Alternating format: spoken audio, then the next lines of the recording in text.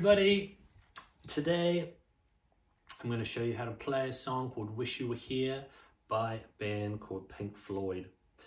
It is probably one of the most requested songs I get asked to teach people, so I figured it would be a good idea to do a lesson for it.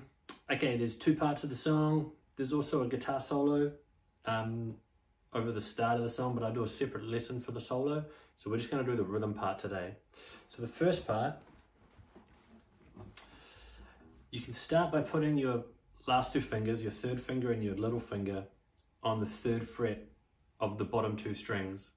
So that's the B string and the high E string. And they can stay there for this whole first section. They don't have to move at all. They just stay there. Right, so we start off with some picking.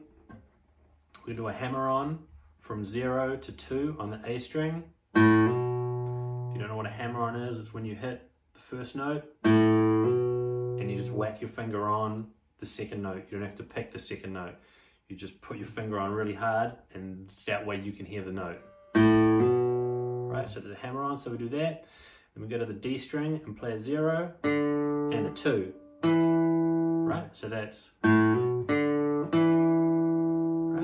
And then you're going to play an E minor, still with these last two fingers on the third fret. If you find that too difficult, you want to do an easy version, just don't put them on. It's still going to sound okay, but the proper version, they leave those fingers on those last two strings. So now this chord is called an E minor 7.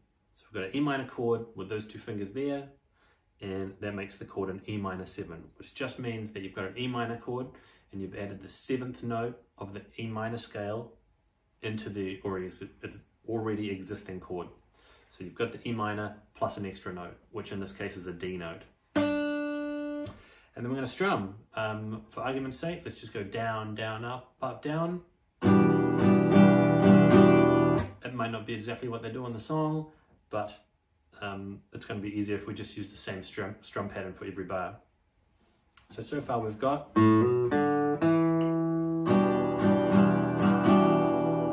Right, and then we're going to play the open G string, the second fret of the D string, and the open D string. And then we're going to go to a G chord and do that same strum pattern. Then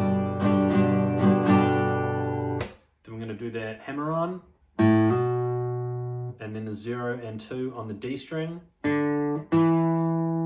E minor, open G string, second fret of the D string, open D string, and then a G chord. Then we do that little hammer on lick again. E minor 7. Now we do the open D string, second fret of the A string, open A string. And now this next chord is like the E minor 7, but your first two fingers are moved down a string. So this is called an A7 sus4. And you don't really want to hit the top string if you can help it. So what we should have there is the top string's open, but you'd mute it, you wouldn't play it. You got the open A string, second fret of the D string, second fret of the G string, and then you've got your third fret of the B and E string. This is called an A7 sus4. And do the same strum pattern. And then our little hammer on lick. E minor. Open D string. Second fret of the A string. Open A string. And then that A7 sus4 again. And then we do the hammer on and the open D string, and then we go to a G chord. And now for this bar, we can do a different strum pattern. We'll go down, down, down, up, down, down. Right? That should sound better. That was sounding a bit out of tune there for a while.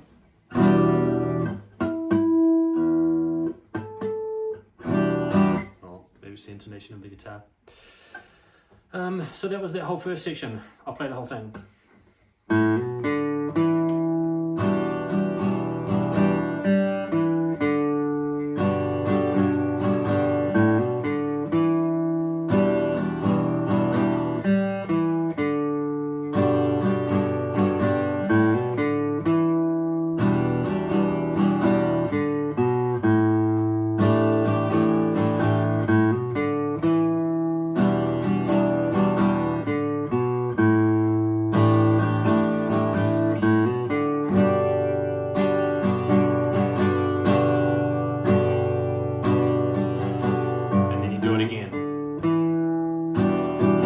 So you do that section twice, and then it goes into the verse, which is where David Gilmour starts singing.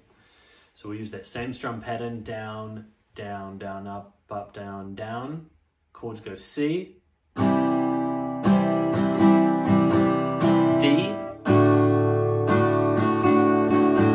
A minor, G, D, C, A minor, and G. And then you do those chords again.